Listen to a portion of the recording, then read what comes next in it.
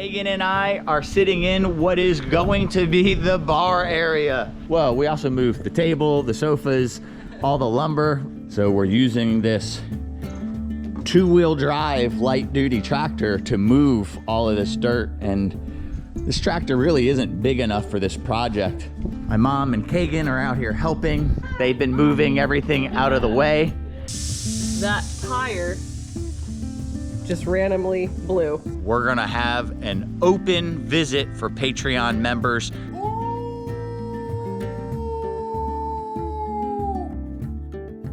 We'd like to sincerely thank our Patreon supporters. Hey, what's going on, everyone? Kagan and I are sitting in what is going to be the bar area. We've been rushing through these projects to finally get to start this. You know, we finished the wood shop extension. I'm starting to build the wall that has to go up. That's just corral boards, and it'll go all the way up, and it will get a coffee colored stain on it later. Right now, like I said, we're gonna start packing stuff in there. The sofas for the bar area, the table, I have a 12-foot table I built. Actually, the sofas and everything I built, so they're gonna be really cool when they're set up. They're sitting in there. But I'm working on this area and trying to figure out my elevations, where I want the deck to be. Obviously, with a wood deck, you want air circulation underneath it. So should be about 16 inches underneath the trusses for the deck. And I have to do a concrete retaining wall, and I'll show you guys that as we start doing the foundation. And this video is gonna be doing the foundation for the deck. Obviously, we can't do all this in one video. I have looked at where the slab is and the hardy board touches there, and I went up 2 inches, and now I pop a level line. The line level is hanging off, but I did use it properly to set my level. And I had to dig this down for now just to get the board clearance. If you see, most of that board, half of that board or more is actually below grade. And then I need to have that much air circulation underneath it. And that's what this deck is gonna need for it to survive. If that wood is in contact with the ground, it's gonna have issues. So I am gonna have to make concrete retaining walls to support this land from sloughing off and going underneath the airspace that I have underneath the bar. I'll also be able to reroute and get this right, but this is electrical that goes to the pump for the above ground pool that used to be there.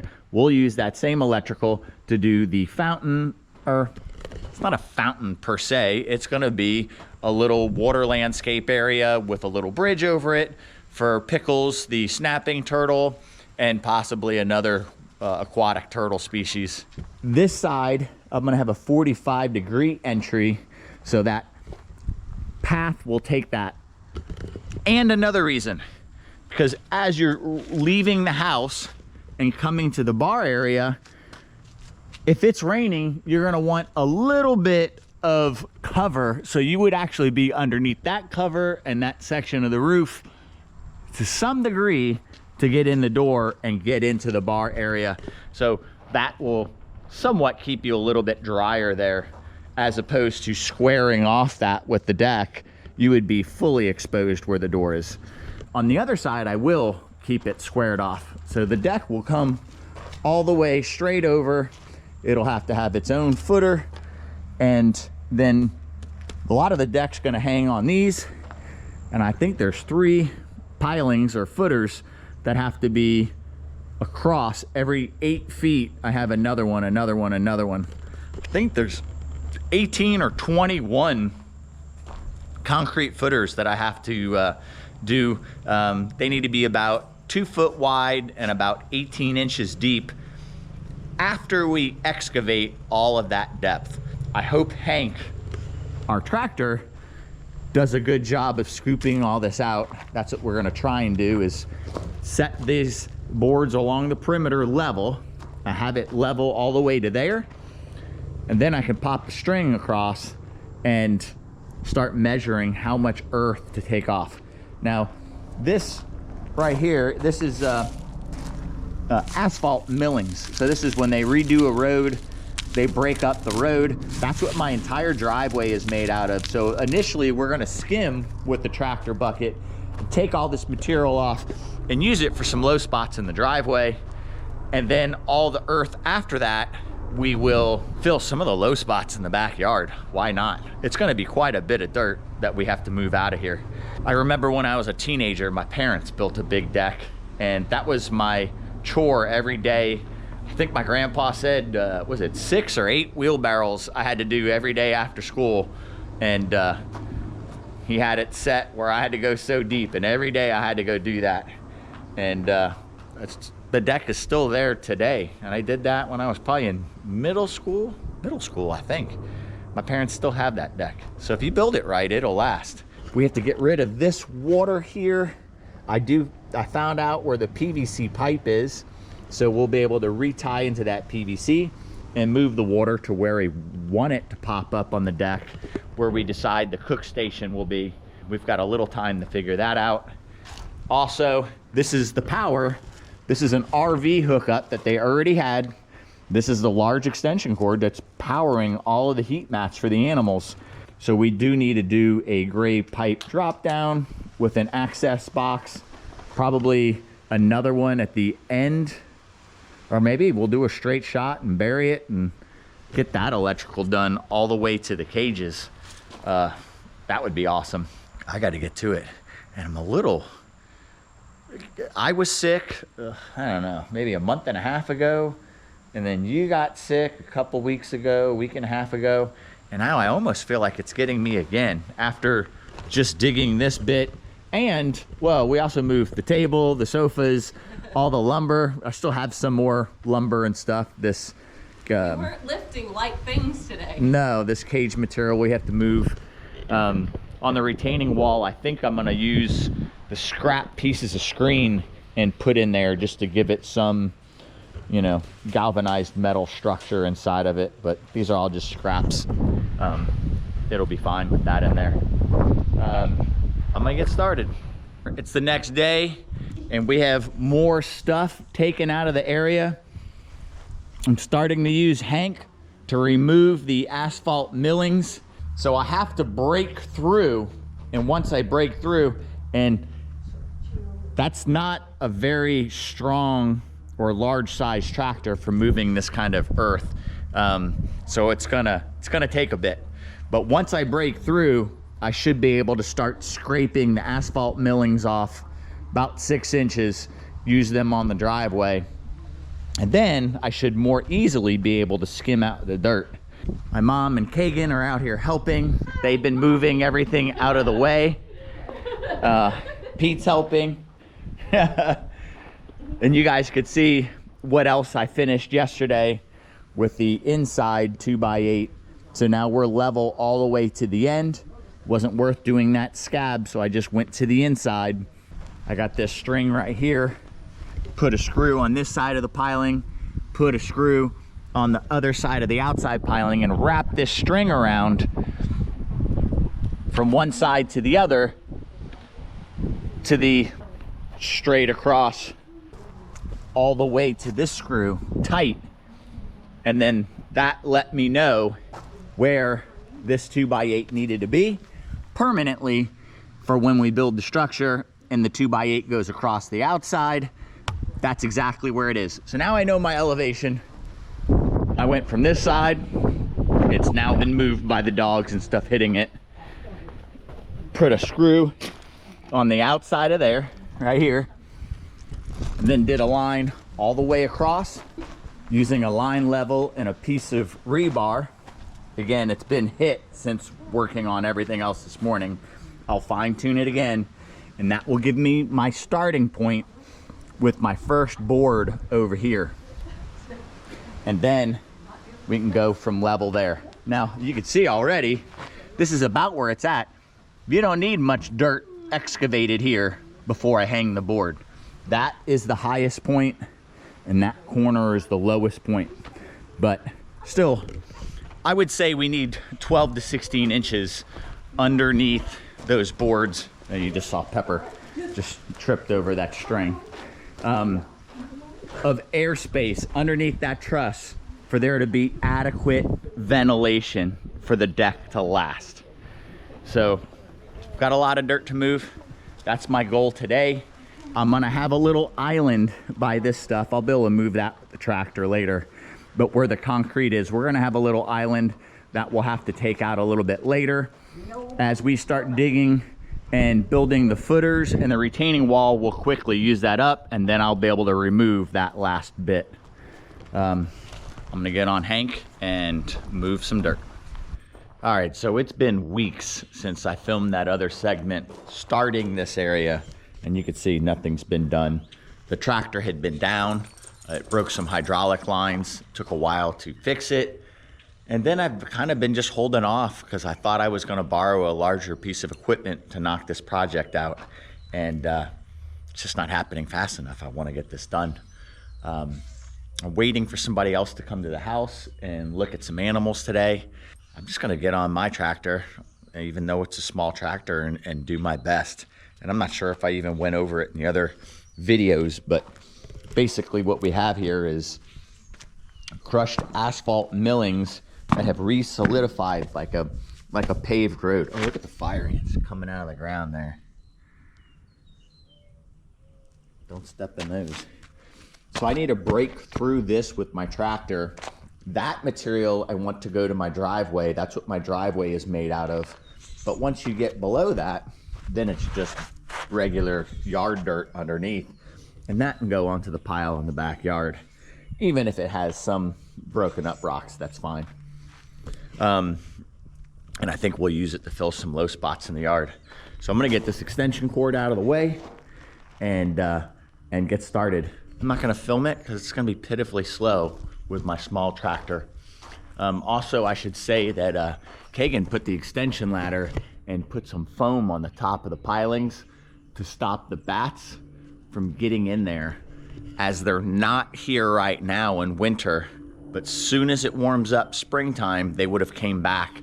That will stop them from getting into our bar area and choose another natural area, and I'll show you where they would naturally sit, is underside of palm tree branches where two branches hit each other, up inside the boots. I mean, they have all sorts of natural habitat that they use. They just wouldn't need to use my bar area. So we're definitely not hurting them. I don't want anyone to be worried about that. I'm gonna get started and I'll show you some progress, hopefully soon. All right, just an update for you guys. Sorry about the noise. I had the tractor running behind me. It's pouring down rain, but I have a good part of it done. Of the asphalt millings, like I said, there's so many inches of it, and in the middle of the room, there's probably 8 inches thick of asphalt millings, and they've hardened just like pavement of a road. I think we have about 5 hours on this project yesterday, and about 2 hours so far today. It's pouring rain. The tractor is starting to make a mess of the yard, and I've got quite a, I'll walk over and show you guys that pile later. Once I get the rest of those millings out of here, I'm gonna have to skip this little spot. I'll have to maybe get a little bit more with the bucket close to the building, and then the rest is gonna have to be hand dug. And then I can start getting the ground kind of level with what we've hand shoveled, and maybe just making a big pile of it in the backyard there somewhere. It could be spread out, fill low areas. You can see on that side property where I started putting some piles, but I think I'm just gonna pile it up and let it be there. I can spread it out later and move it again. Right now, I just need this out of here so I can get that cement work started. I'm gonna get back to it. All right, we're back at it today. I had to work with my buddy Johnny the last 2 days. Kagan's over here digging. So we're using this 2-wheel drive light duty tractor to move all of this dirt. And this tractor really isn't big enough for this project. soon as you start pushing to get a full bucket of dirt, it starts, you know, it'll start spinning its rear tires. And she's gonna stay behind me. You get those divots it makes right. So if the tractor's moving level, it can get a level bucket. We're gonna try and get the bulk of all this dirt moved. We'll have some fine tuning and the dirt underneath that pallet of concrete. That concrete we'll use to do our retaining walls, which is, I believe, what we're gonna end the video on, at least getting that done. And the retaining wall is to hold the land. It will be closer to this. We'll create a little curb, 1.5 inches out from that, and about 1.5 inches up from that. So there'll be a little gap for the air to go in, and it should leave about 2 feet of airspace below the deck, roughly. Maybe it's 20 inches. As long as you get some air underneath it, the deck will dry itself. Could even put some moisture barrier underneath the deck, and that would only help the situation from the humidity coming up. But we're just gonna try and get that done and do this retaining wall first, so no dirt comes out from underneath that foundation. So we're gonna have to get some lumber at lunch and do that and get that side done. It'll be exciting to take care of this wall. That'll be cool. I need to get on the tractor and get moving. This Kagan is working and I'm running my trap. Flapping my trap? One of those. Flapping my gums. All right, guys. All the dirt is moved. There's gonna be some fine tuning. I have now gone with the sledgehammer and broken off some of that extra concrete that's gonna be in the way over here. I've removed just a small piece of that hardy trim just to get one piece of the hardy board lap siding in. I think the deck is gonna slightly cover up the bottom. This whole wall will be, minus that window, a very clean lap siding wall. That is to the interior tool shed / reptile room, and has a vapor barrier. This is just to the open wood shop. So this is, I'm not gonna put tar paper or a vapor barrier on this section because that's technically just a wall to outside. So I'm gonna let the lap siding just go over the wood. I know some construction guys are gonna say you shouldn't do that, but it's just an open plywood wall, still outside on the other side of that. I'm not concerned about that. But it will look all trimmed out and we'll get all that stuff painted probably before the deck goes on. But I just wanted to show you roughly that step. Now I am going to, you guys are probably gonna miss a bunch of steps, but I am gonna try and finish up the 2x8s all the way to over here, get myself some level marks and get a 2x8x16 tapconed into that wall, attached over there, attached to the second board there, get it tied in really well before I form for the concrete. And I'm gonna have to dig, I'll show you guys this right before I pour it, but I'll dig a little trench and stick some old tapcons into that concrete to kind of tie it all together. I'll show you that right before I pour. And we're gonna get this wall formed out. This area is gonna be tricky. I think I'm gonna have it all ready, but I'm probably gonna have to move like another foot of dirt at least, because the 2x8 that ends up right here needs to tie into the end of that one. That one will probably be doubled up because it's a step. The one that runs on this side of the post has to tie into it. I need to make that wood part all strong and do the concrete retaining wall to the outside of it. So I'm gonna need some working space. So this whole walkway is gonna disappear, but we'll probably peel back like 2 feet of it for now and attack that work. So I'm gonna skip some steps. You know, it's funny, when you buy a property, you never know what someone did. This electrical should be, I believe it's either 18 inches or 2 feet below grade. If they did it that shallow, it should have stayed in gray pipe. Look, they drop it into the ground in gray pipe and then it's bare wire. And this is the electric that is running to what was the pool pump. The same electric we were gonna use to power the snapping turtle ponds and stuff there. So with the deck here, I can address that stuff later and actually run it in this flex conduit and then bury it on the outside. I'll be able to get some pipe under the wall. After this wall section's done, I will have to do a box and run the power out for the enclosures. And I think we made a decision on what I'm pulling out there. I already buried it. But if you guys remember, there was the hose spigot here. I already capped that off and have started to bury it. So I know it looks like a mess. I'm gonna get these next couple steps done and then show you where I'm at. We were over here discussing something when all of a sudden we hear a hissing sound. That tire just randomly blew. It wasn't even in motion. It's done all this work. And I guess Hank just said, nope, I'm done. I'm out, done. Yeah. Oh, Lord. Now we're cooking. We've got everything formed up and supported with rebar. We're gonna just lightly hose that off one more time for any dirt or dust that has settled on it. We don't wanna make it sopping wet on the bottom, but we want the concrete to grab hold of that as best as possible. We dug that little footer at the bottom. You can see the concrete's probably gonna flow out a little bit there. That's fine. It's gonna be pretty heavy next to this railroad tie, but that's also probably very good. Now I'm using pressure treated plywood here that I could reuse.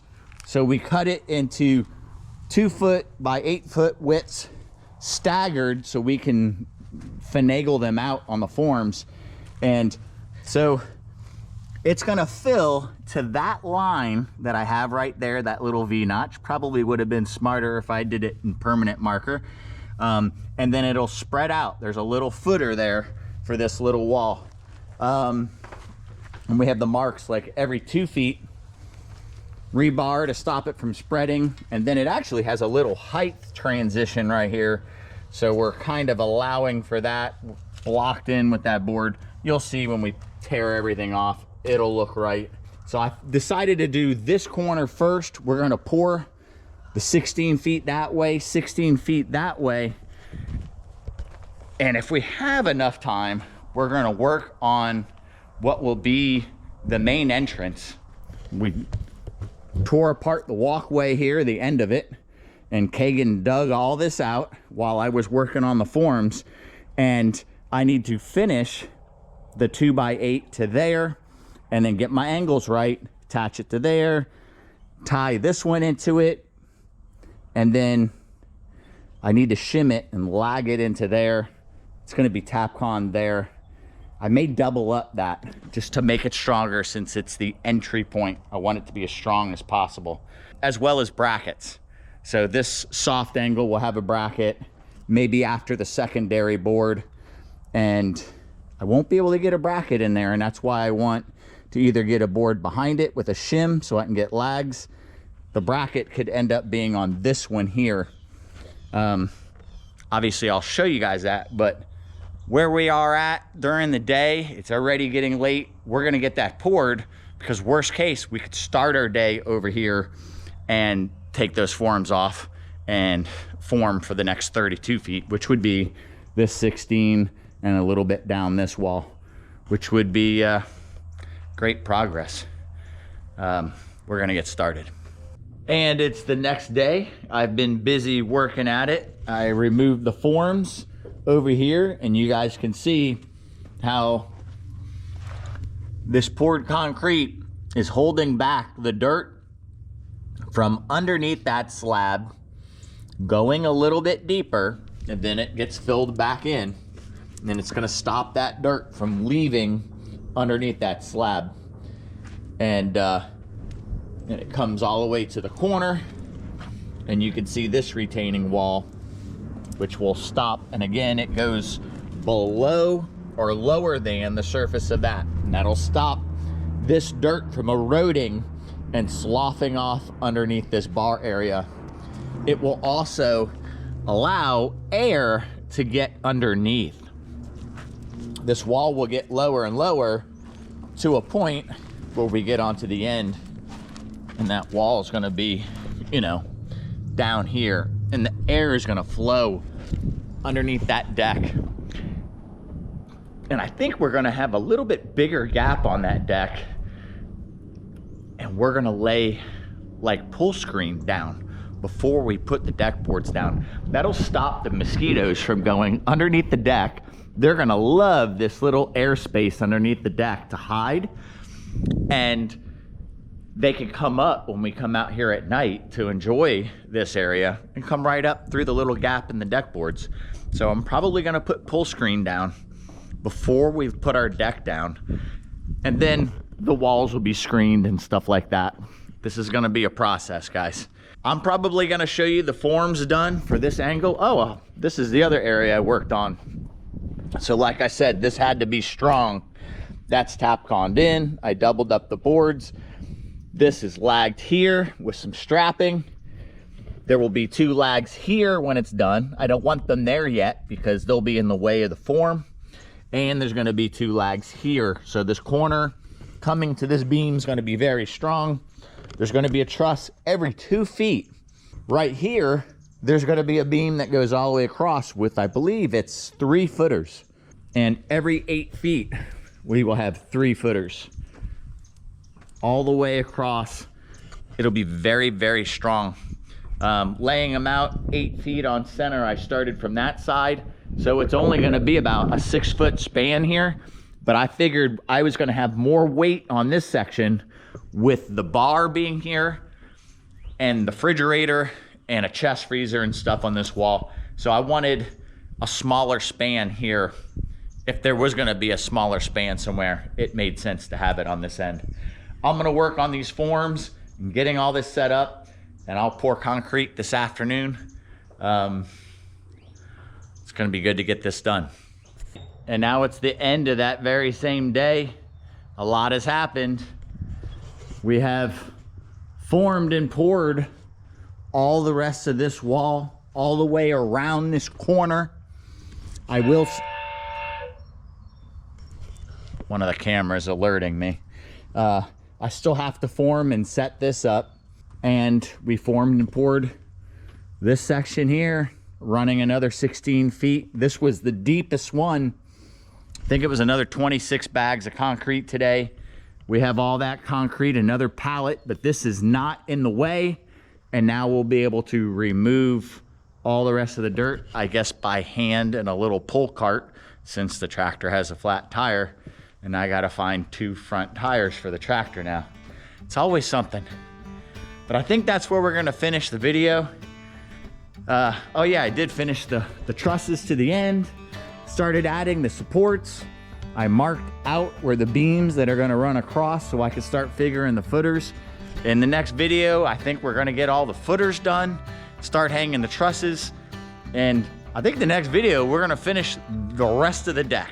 The deck will be done in the next video, guys.